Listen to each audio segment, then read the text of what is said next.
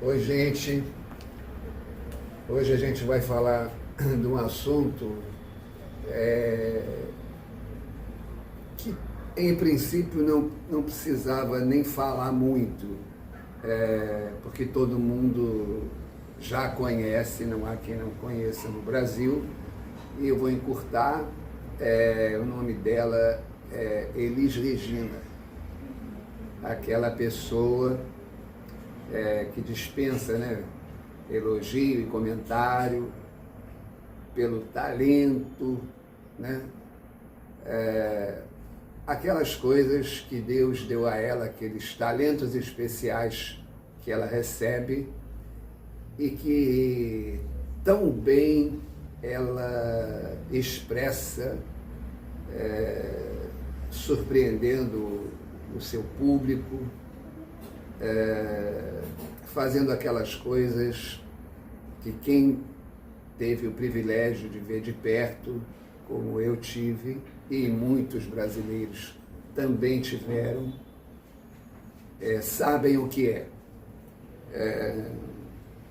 Mas eu vou acrescentar a esse lance aí alguns detalhes que muitas vezes passam sem a gente se dar conta de como se dá, né? Como é que acontece aquela pessoa ali na frente de todo mundo, com aquela graça, aquela desenvoltura, mas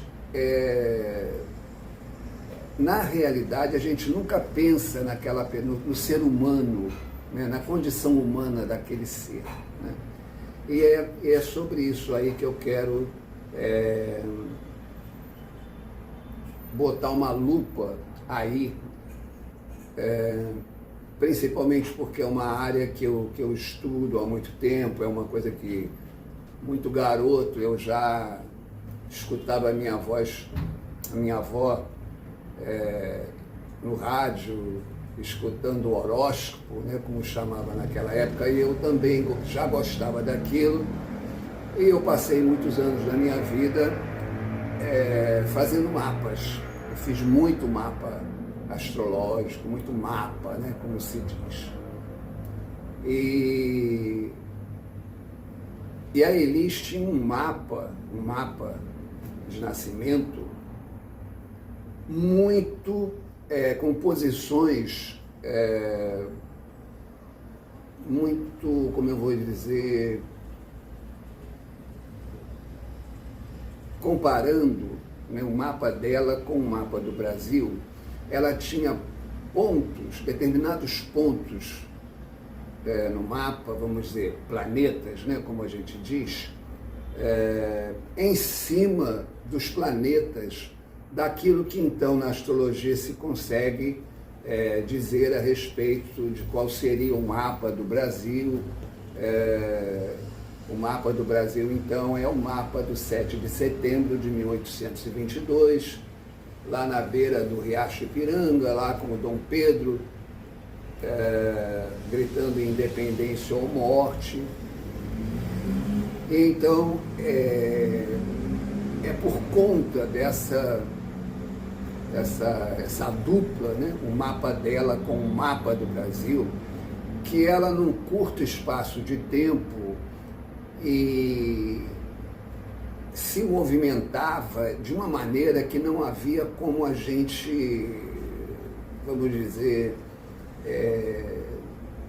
todo mundo percebia que havia alguma coisa, além da voz bonita, daquele sorriso que era uma marca registrada, né, dela, né, e que muitas vezes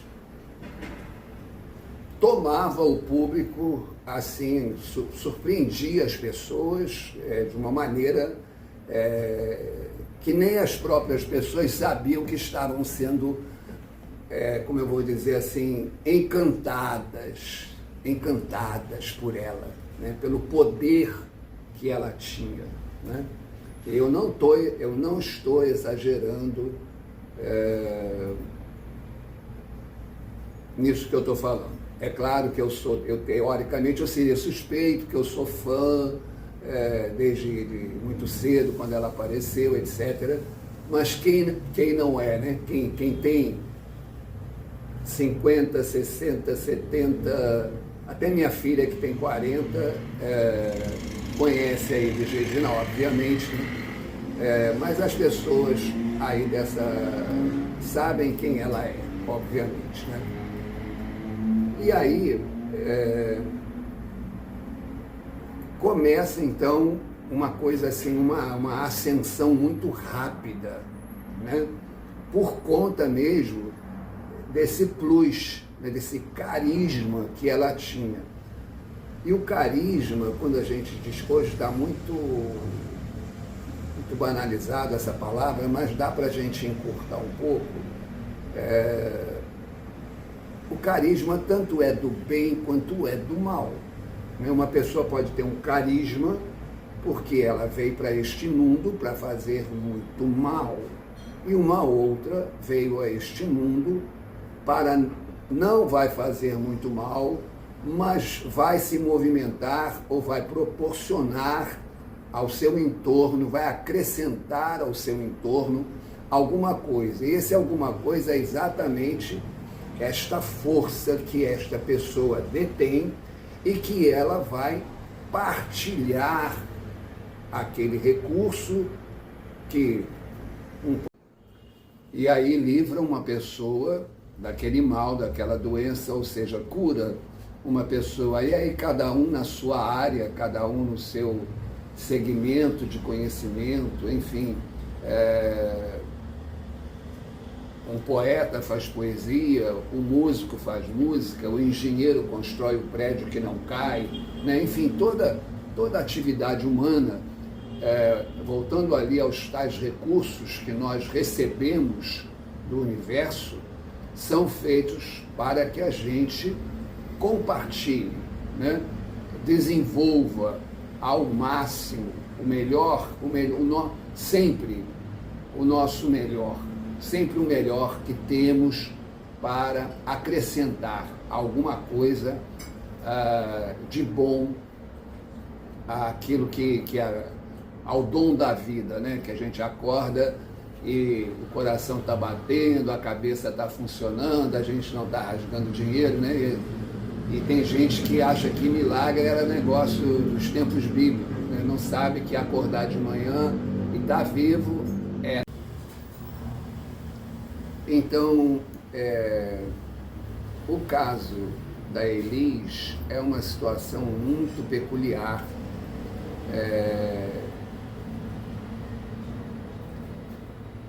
Eu tenho,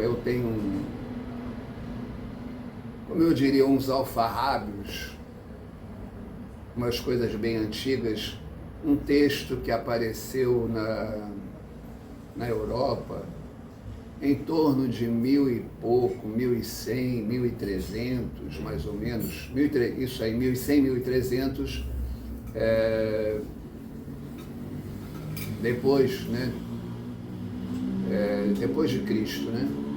E esse texto, ele fala a respeito do significado dos graus dos planetas em um mapa.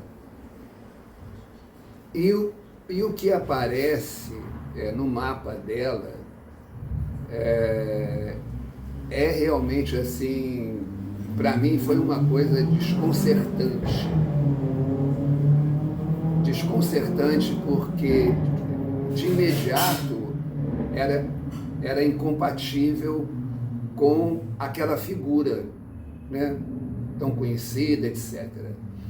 E eu vou fazer umas colocações, quer dizer, esses anos todos que eu pesquiso, eu digo esses anos todos que eu sou, eu tenho 7 e 5, hein? Então você pode falar que há muito tempo que eu passo a língua ali o cuspe ali naquelas páginas para olhar o planeta das pessoas. E até hoje não encontrei nada parecido com o que está lá em cima dos graus dela. Para as pessoas que gostam de astrologia, que estão querendo conhecer, que estão querendo estudar, estão querendo... pode ser que eu vá acrescentar aí alguma coisa nisso aí. Porque se aparece lá um determinado grau, é muito bom. É muito bom para quem tem muito talento, tem talento para as artes, para quem consegue conhecer pessoas muito competentes, para quem tem um poder de persuasão muito grande naquilo que se envolve. E logo em seguida vem um outro significado que é o oposto de tudo isto. Quer dizer, toda essa coisa que foi falada então num determinado grau, o grau seguinte, ele simplesmente desfaz toda aquela coisa. Então aquilo que era muito bom, aquele poder que aquela pessoa tem, aquela capacidade, a inteligência emocional, a inteligência musical que aquela pessoa tem, enfim. Então vamos fazer um paralelo. Aquele engenheiro é um tremendo calculista, conhece tudo de estrutura, de prédios, etc, etc. Aí é a mesma coisa que você fala, o cara é um maluco, tem uma hora lá que ele não bate bem da cabeça, então o prédio que ele fez vai durar só até amanhã, porque amanhã ele vai cair, ele só fica bom na lua nova, na lua outra ele muda, enfim. Imagina se a gente fosse estender tudo isso para todas as atividades humanas e para todos os seres humanos.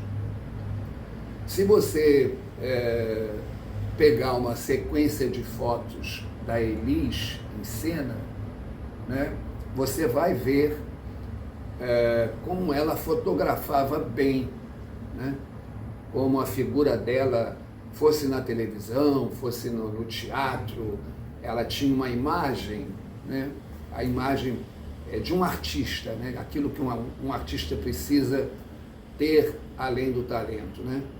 É muito visível.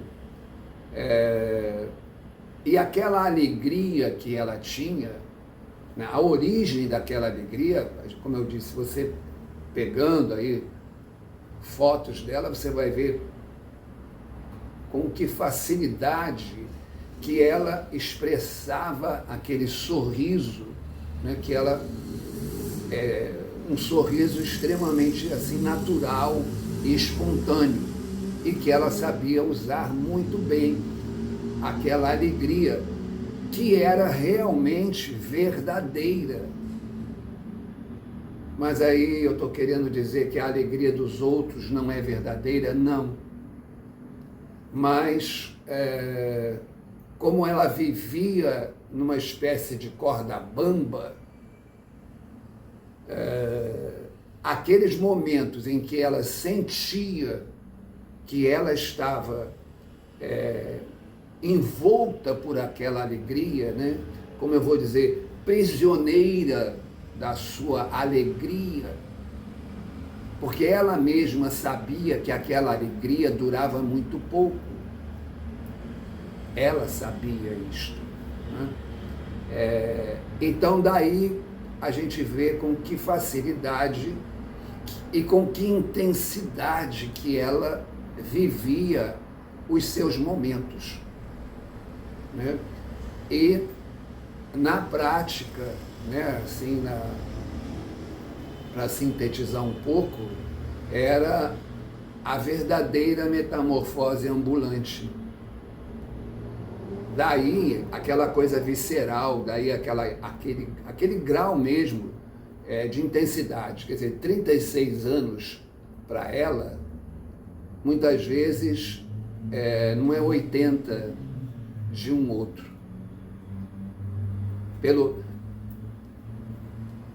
Vamos dizer, pelo grau mesmo,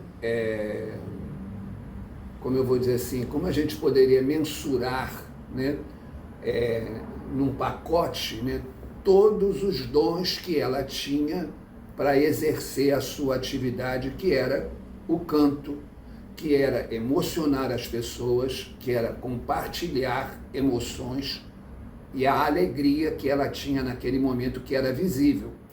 Porque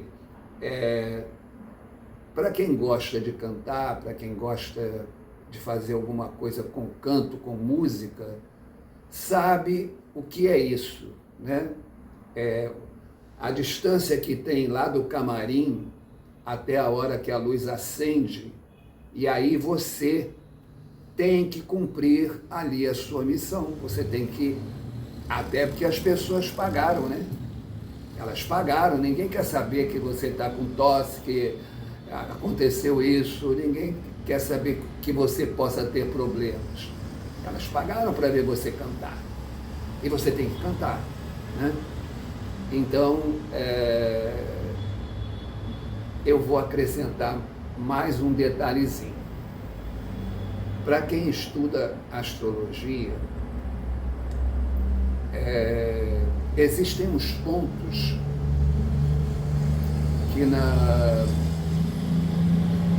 astrologia chamamos de pontos arábicos, e muitos astrólogos não levam isso muito a sério, não é bem isso, não sei o quê, enfim, cada um vê também do seu ponto de vista, né? E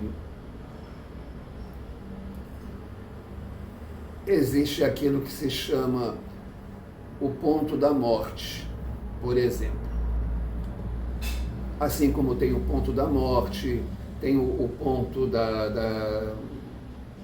dos bens, por exemplo, o ponto de nobreza, honra e nobreza. Tem diversos pontos com essa nomenclatura, uma nomenclatura bem típica. E aí eu vou vamos dizer assim, revelar um detalhe dessa coisa. A Elis tinha o ponto da morte dela, do mapa dela, em cima do planeta Vênus. E isso eu até hoje não encontrei em ninguém. Qualquer pessoa pode ter o ponto da morte em qualquer lugar do mapa. Até porque um dia vamos todos morrer de alguma coisa, não vamos ficar aqui para semente a vida toda, todos temos um tempo. Mas aí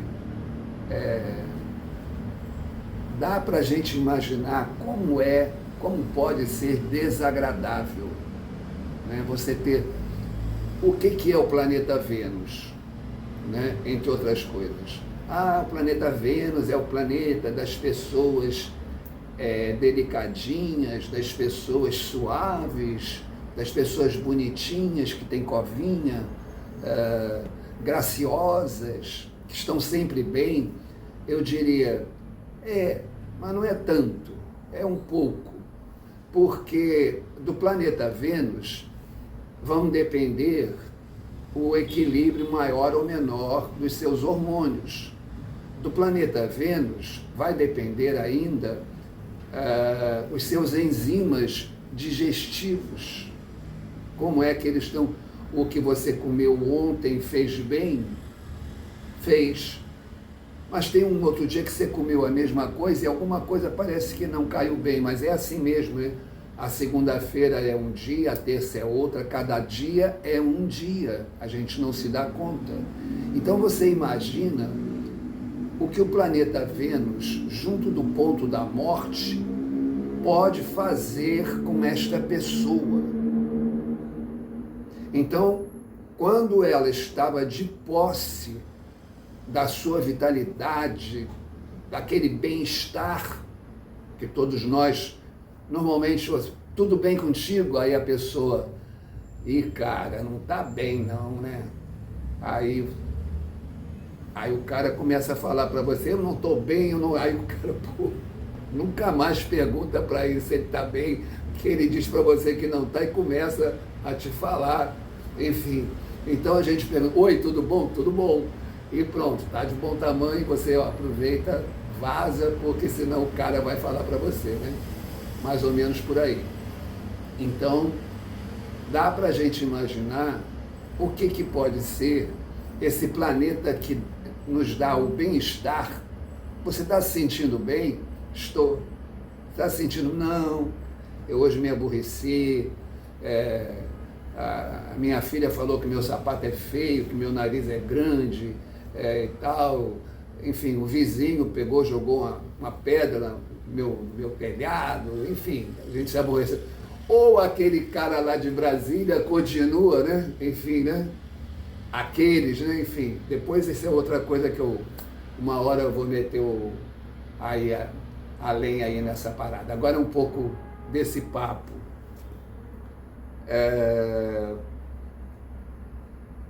E aí eu começo, quando eu pego isso e fico lá olhando, eu começo a perceber um pouco mais quem era esta pessoa, né?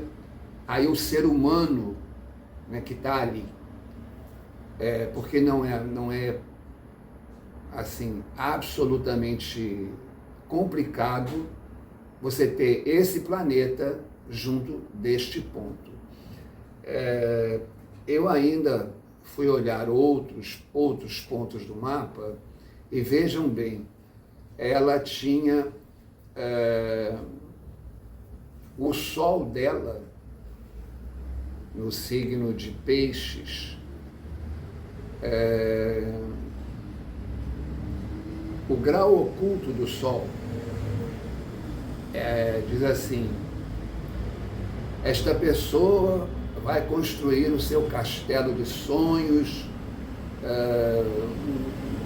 tudo que tem direito, ela vai construir, vai deixar esse castelo maravilhoso até o dia em que ela precisará acreditar em si mesma. São três fatores: acreditar em Deus, em si mesma. Agora o terceiro fator não estou me lembrando, mas assim, porque este castelo vai começar a ruir. Chama-se o terremoto. O simbolismo do grau chama-se o terremoto, porque os graus têm uma metáfora, uma linguagem simbólica. Por exemplo, ela tem um grau no meio do céu. O meio do céu, como a gente diz, é o sol do meio-dia, né? É o ponto mais alto do mapa. Ela tem neste lugar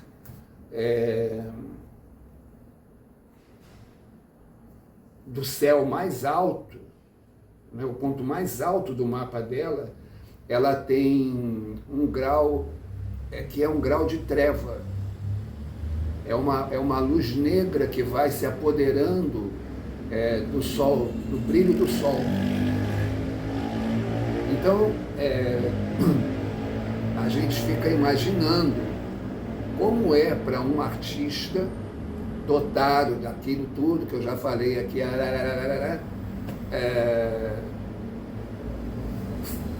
tem aquele momento, aquela intensidade onde ela extraía tudo que ela podia, porque ela sabia que quando ela acabasse de fazer aquilo tudo deixava de ser, simplesmente sumia, desaparecia, né? Então, a gente começa a ver que realmente, né, é como o trapezista, né, que combinou com o outro, do outro pegar e, eu vou passar Tu bota lá a mão que eu vou agarrar a tua mão, não sei o quê, e na hora que você joga, o cara esqueceu. E se não tiver uma rede ali embaixo, realmente vai ficar ruim, né?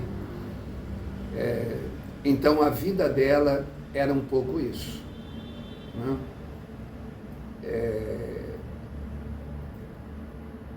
Eu fiz uma lista de algumas das gravações dela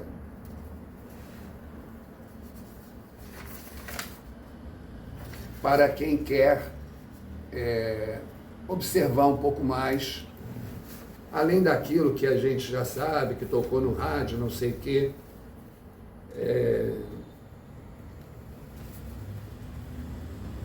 Eu vou falar para vocês aqui a lista, para quem quiser, vamos dizer, adentrar um pouco aquilo que normalmente não toca no rádio, né? Retrato em branco e preto daquele disco que ela fez com o Tom. O soneto da separação, de repente, não mais que de repente, aquele poema do Vinícius, que o Tom musicou e ela gravou com o Tom, vale a pena ouvir. Chovendo na Roseira, do mesmo disco, Por Toda a Minha Vida, do mesmo disco, e Modinha, do mesmo disco. Uma outra música do Francis Raime, que também não tocou no rádio nunca, e fez parte de um show que ela fez com Miele, e o nome da música chama-se Minha, é uma gravação ao vivo. Existe uma outra gravação de um clássico americano, do West Side Story, que muita gente gravou no mundo, chama-se Somewhere, e ela gravou isso, só existe o áudio, não tem vídeo, no show da TV Record, na época que ela era funcionária da TV Record de São Paulo, né? É uma gravação que ela faz com, se eu não me engano, um quarteto chamado Momento 4, e só ouvindo mesmo é que a gente pode avaliar o quilate, né, da joia, né? Quantos quilates tem ali, né? Num LP de 1966, tem uma gravação de Carinhoso com o Caçulinha, que é simplesmente assim, fora da coisa, né? Eu me lembro na época, quando saiu o disco que eu tocava, a minha mãe chegou na sala e falou: ué, ela gravou isso, mas isso é do tempo lá da minha avó, no caso, né? Da mãe dela, né? Eu falei: pois é, né? Ela gravou, né? E ficou assim, para sempre, né? Mais ou menos, né? Tem uma gravação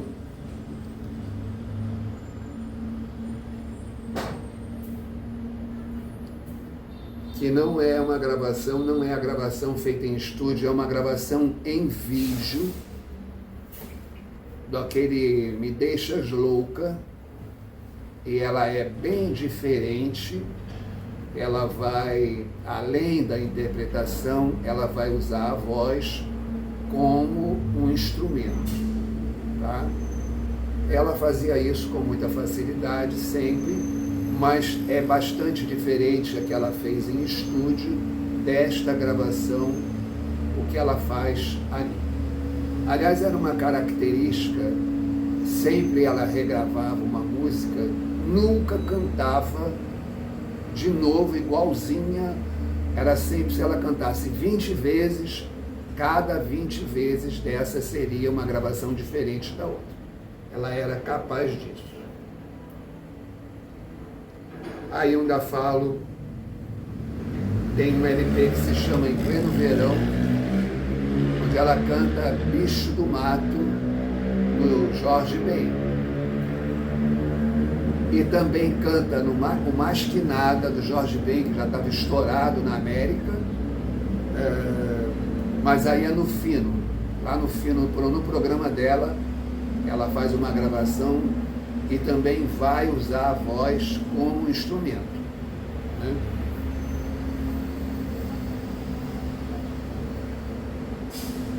Ainda no show que ela fez com o Miele, no Teatro da Praia, ela canta uma música que foi feita pelo Caetano, no intervalo da primeira parte do show.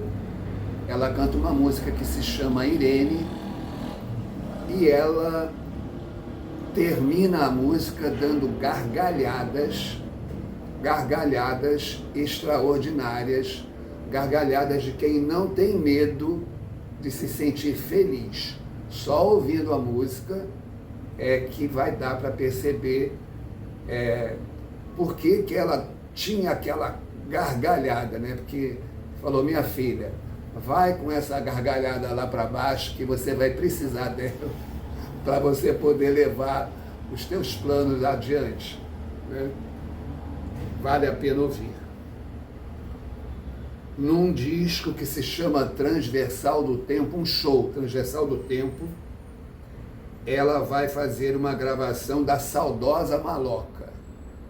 E é realmente assim, ela transforma aquela música numa obra de arte, numa coisa assim, fora também da...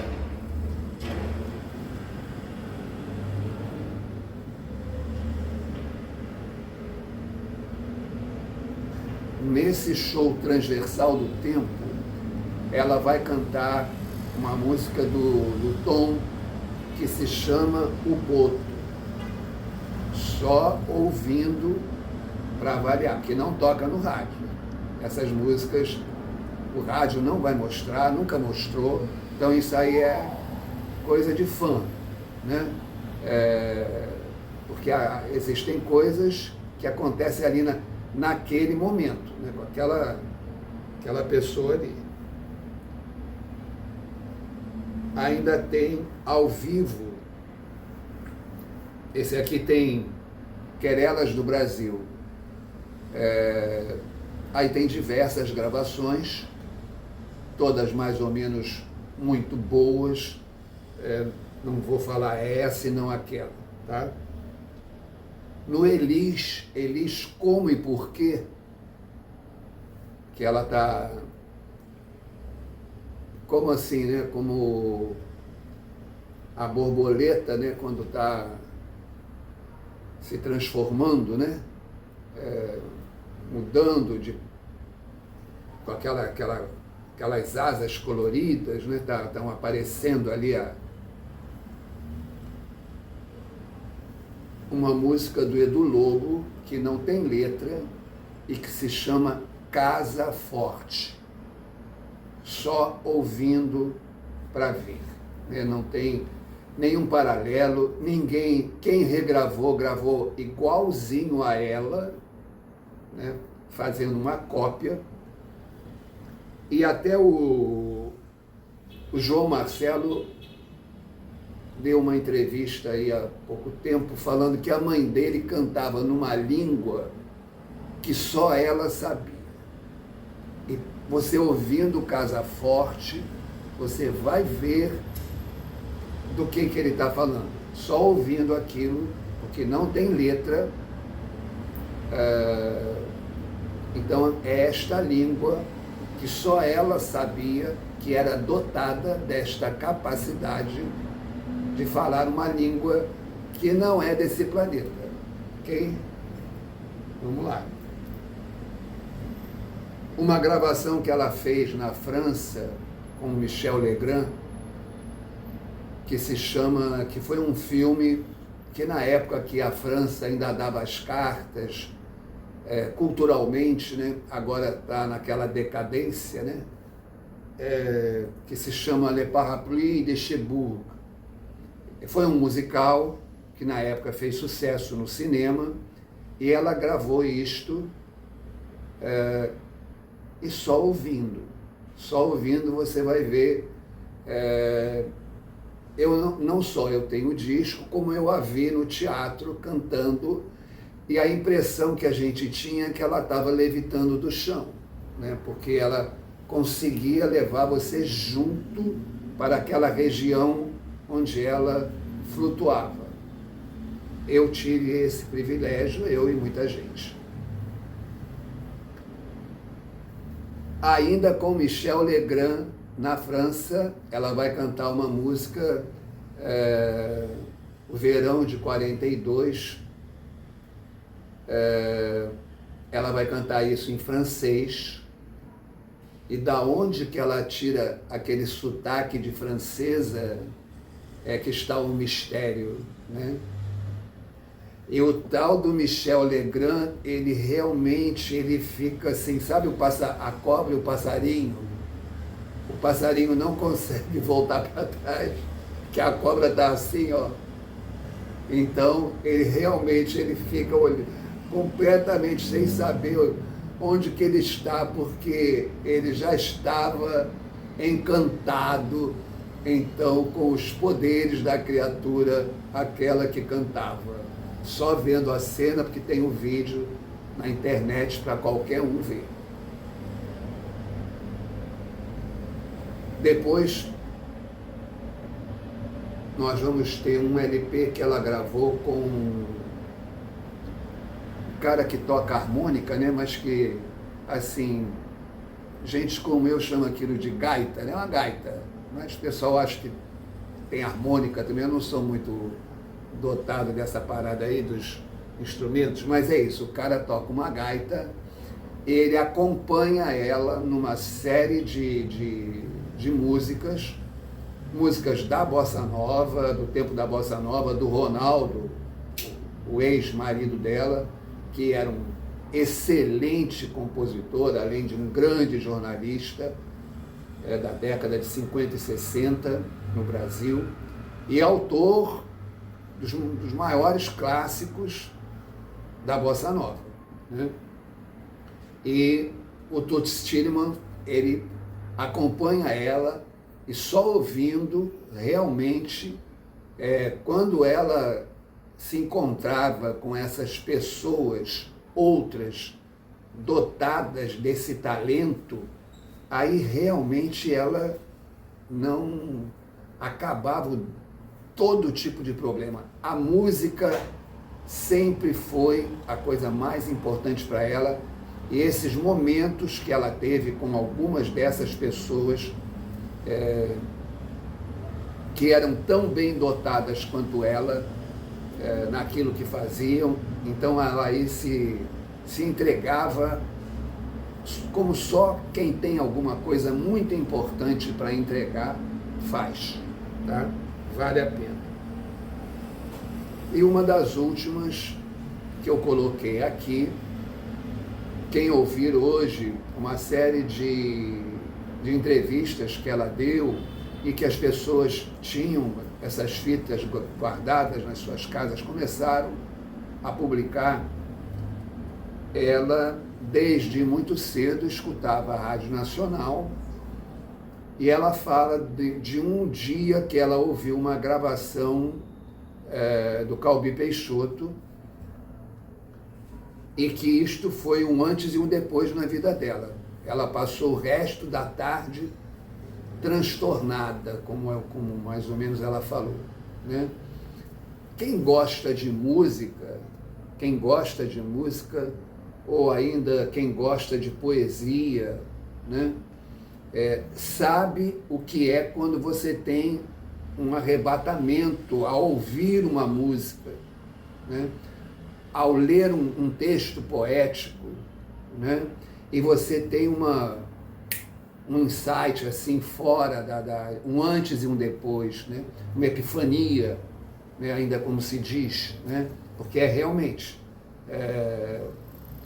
Então, ela fala que naquela tarde ela ficou assim ficou naquele lugar em que a música e a interpretação do Calbi Peixoto a levou, né?